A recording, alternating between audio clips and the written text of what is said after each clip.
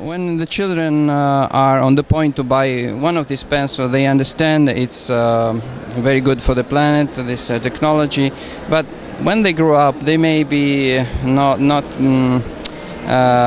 confident with the company, because you know, in Italy many people say this is good for the planet, but then when you see how these products are really made, you find out that maybe they don't respect the environment. Right. So how can you get the people trust you 100%? Well, it's always an issue, especially when you manufacture products in China. China has a very poor reputation for labor practices and equal rights and all kinds, you know, and certainly the environment. A lot of that perception is not correct. There are fantastic companies in China that are striving very hard to protect the environment and to do the right thing.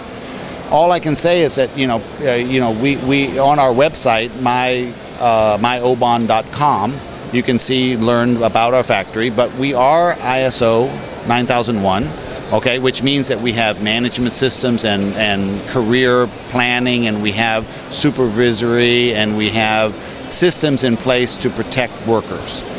But more importantly, for your question, we have ISO 14001, which means that we don't pollute. In fact, we take the waste product, which is, there's one process where we take the pencil, which is rough, and we have to sand it, okay? So we would have noise pollution. Well, we've encased all the machines for that, so there's no noise pollution. Our workers don't have to wear earplugs. Secondly, the dust is all collected into big water vats, but it's this dust that becomes sludge, and this sludge is non-toxic, non-problem, and we put it on our garden in our compound to help our fruit trees that are growing. So non-toxic, no, and plus we use very low energy. The only big energy consumption we have is we have two big drums that heat the pencil to dry it. Right? It's a 4-hour process to dry the pencil. That is, and the energy consumption of that is not even close to what wood pencil energy consumption, which is huge. So in terms of protecting the environment, it's a very small polluter in terms of some gas.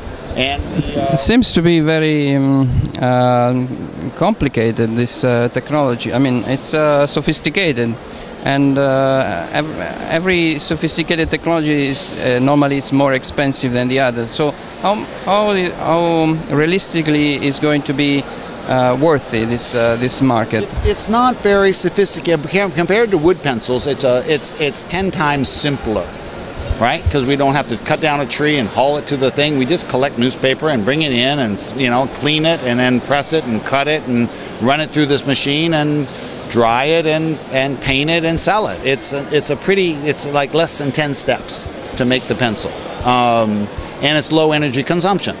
So and compared to wood pencils, I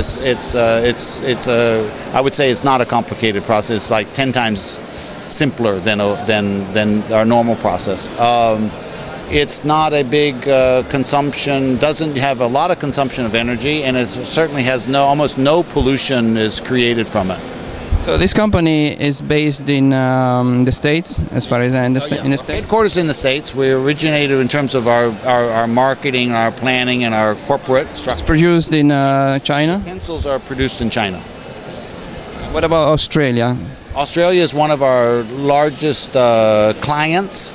They're very environmentally aware, and they don't produce any pencil, but they sell the pencil. It's a good marketing. We're maybe into like close to 40% market penetration. How do you actually distribute your products? Okay. Once we make our products, we get orders from all around the world: the United States, Australia, Japan, Korea, and then the order we will ship out in containers, from boats, and they go to the country, and then we distribute it out to the retail shops. Do you have shops just of your? No, we market in very interesting places. Organic food shops in Australia are all selling. We have like over 300 organic food shops selling our pencils, which you would never think as pencil being sold in a organic shop. I would. But okay, this is good. The other one, we have a whole range called O Bonanza, which focuses on health.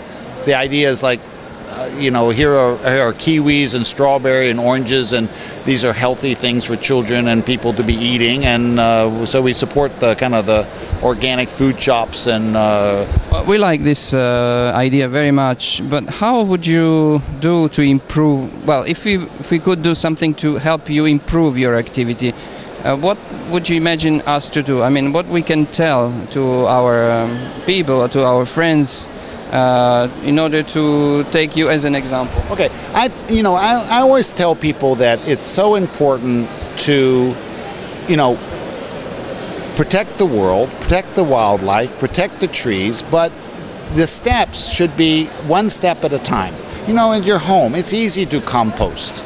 It's easy to, like, not buy plastic or receive plastic bags. You know, learn what you should be doing and try to do it step by step. I mean, turning lights off when you leave the room. I mean, this is not complicated things to protect the world and our electricity and our pollution. And ride a bicycle and don't take your car. And these are the things. And so, like, even though it's just a pencil.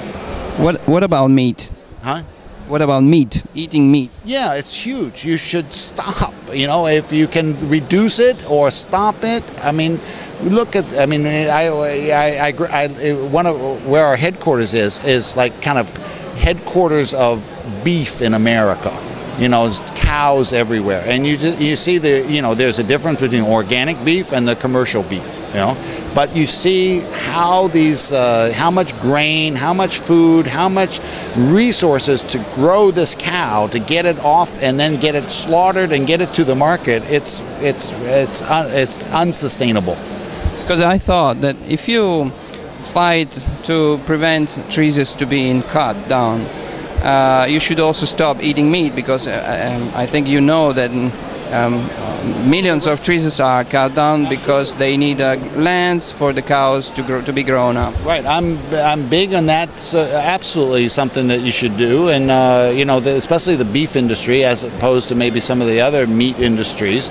But the beef industry is I mean, it's probably, they're talking now, number 2, number 3 polluter. You know, the releasing of carbon gases, and you know, this is all. You are perfectly aware of these problems. Look at Brazil.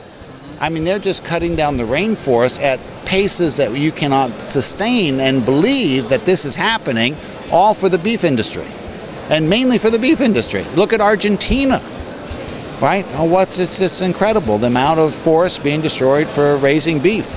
Are you vegetarian? I have been a vegetarian, and I'm currently not, to be honest. I would like to be. If you just watch Veggie Channel, you will understand how to start to go back. I just finished reading The Omnivore's Dilemma, and it's like oh my God, why am I eating beef? So I need to be better. My apologies.